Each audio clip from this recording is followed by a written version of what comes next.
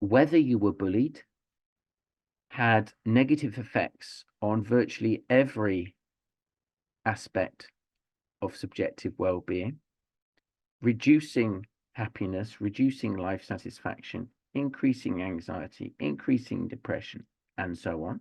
It also affected your biometric well-being. So these are biomarkers. This isn't asking people how they feel, but it's using aspects of what we can measure from their bodies through what we get from their blood, for example, and pulse rates.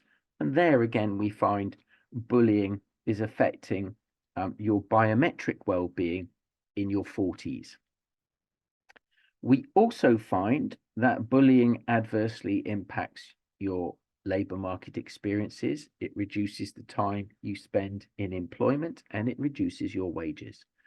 And finally, and perhaps most surprisingly, it does have an impact on reducing your longevity. It increases the probability of early death by the age of 55.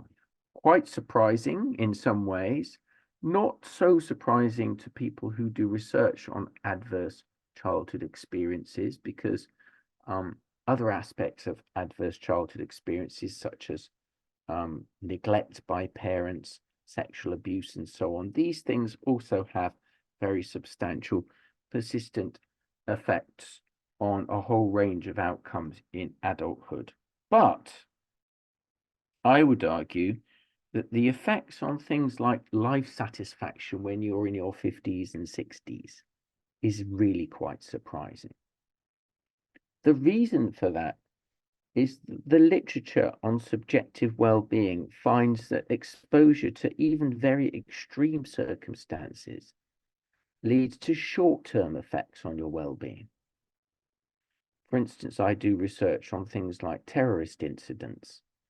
And what I find and what others find in this literature is that these effects adversely affect you for a short period of time, quite often quite substantially, but the effects die out over time. People return back to the well-being levels that they're used to having in their lives. Sort of reversion to the mean is what a statistician would think about, or some form of habituation or adaptation to that adverse effect. This does not happen when it comes to adverse childhood experiences, and bullying is one of them.